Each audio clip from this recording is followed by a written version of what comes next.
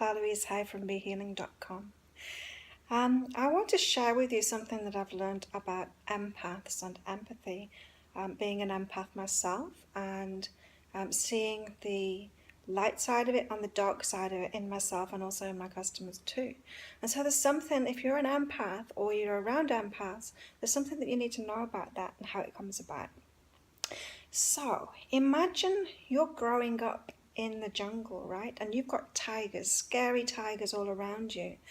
You're going to become very aware of the tiger's emotional state and whereabouts they are and what they're doing so that you can actually protect yourself, right?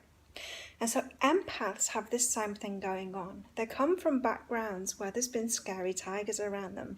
So the family or the teachers or people around them that were not emotionally stable.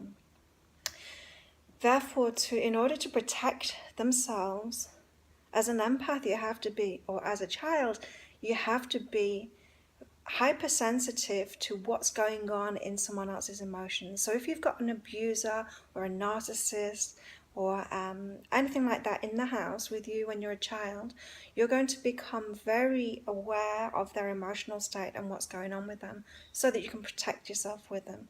So imagine you want to share some news about what went on at school, and you get home and then you notice that one of your parents is in a really bad mood, and so you're aware of what's going on emotionally in them. You know not to share what you want to really share. You know to just go to your room and be quiet and not make any noise, otherwise they're going to get angry and they're going to flare up, okay? And so this is a learned behavior to be hypervigilant of other people's emotional states. And it protects us. It protects us when we're growing up in that. But then what happens is it gets taken out into our adult life too. And of course there's the positive side of that because you can read people very well. And then there's the negative side of it. So you end up reading people's emotions, being hyper aware of other people's emotions when they're not scary tigers, and you don't need to be. And also you end up being focused on other people's emotional states and what's going on for them instead of what's going on for yourself and your own emotional state. And so this is the dark side of it, and this is the thing that all empaths need to master. It is a superpower, having this empathy. But when the dark side is unbalanced like that, when the dark side is coming out and you're not focused on yourself, then it actually, the gift turns itself on you.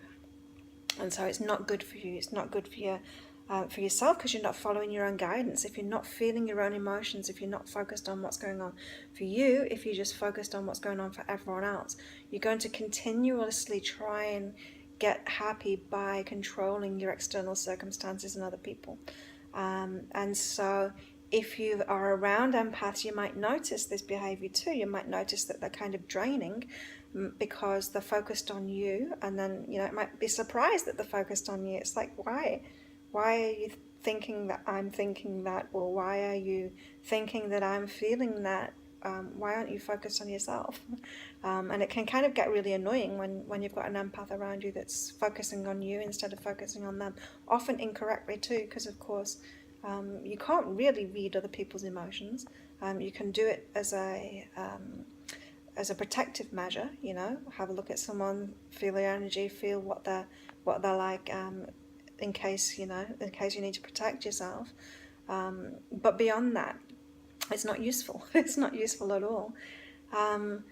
So if you're an empath and this is striking a chord with you and you've got a big aha out of it, share that in the comments below, and share this video as well, because this really needs to get out what empathy is really about, so that it can use the positive side of it, being able to read people, read people's emotional states, so that you can be empathetic to them, but also moving away from that dark side, moving away from the need to protect yourself by reading everyone else all the time, and start focusing on yourself, and then you can really follow your inner guidance by noticing what you're feeling and what it is that you're thinking.